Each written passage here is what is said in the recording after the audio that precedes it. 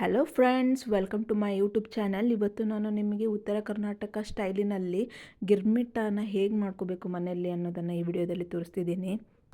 ಮೊದಲು ಒಂದು ಪಾತ್ರೆಗೆ ಎಣ್ಣೆ ಹಾಕಿ, ಎಣ್ಣೆ ಸ್ವಲ್ಪ ಬಿಸಿ ಆದಮೇಲೆ ಅದಕ್ಕೆ ಜೀರಿಗೆ ಮತ್ತು ಸಾಸಿವೆನ ಹಾಕಬೇಕು. ಜೀರಿಗೆ ಮತ್ತು ಸಾಸಿವೆ ಒಂದು ಸಲ ಸಿಡಿದು ಆದಮೇಲೆ ಶೇಂಗಾನ ಆ ಎಣ್ಣೆಯಲ್ಲಿ ಫ್ರೈ ಮಾಡ್ಕೋಬೇಕಾಗುತ್ತೆ.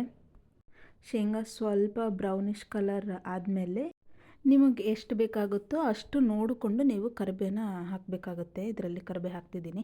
ನಂತರ ನಿಮ್ಮ ಖಾರಕ್ಕೆ ಎಷ್ಟು ಬೇಕೋ ಅಷ್ಟು ಮೆಣಸಿನ್ಕಾಯಿ, ಅದಾದಮೇಲೆ ನಾವು ಹೆಚ್ಚಿರುವಂತಹ ಈರುಳ್ಳಿಯನ್ನು ಹಾಕಿ ಇದನ್ನು ಚೆನ್ನಾಗಿ ಮಿಕ್ಸ್ ಮಾಡ್ಕೋಬೇಕು.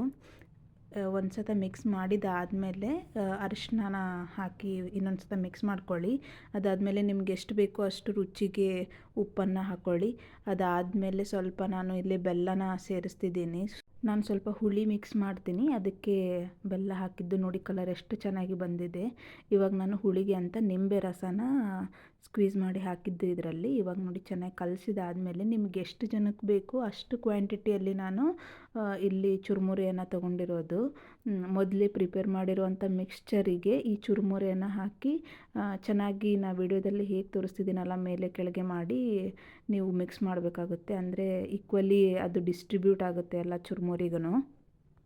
ಇದನ್ನೊಂದು ಸಲ ನೀಟಾಗಿ ಮಿಕ್ಸ್ ಮಾಡ್ಕೊಂಡು ಆದಮೇಲೆ ನಾವು ಇದಕ್ಕೆ ಮೇನಾಗಿ ಸೇರಿಸ್ಬೇಕಾಗಿರೋದು ಅಂತಂದರೆ ಬೈಂಡಿಂಗಿಗೋಸ್ಕರ ಪುಟಾಣಿ ಪುಡಿ. ಇಲ್ಲಿ ನಾನು ಪುಟಾಣಿಯನ್ನು ಮಿಕ್ಸಿ ಮಾಡಿಕೊಂಡು ಅದನ್ನು ಸೇರಿಸ್ತಿದ್ದೀನಿ.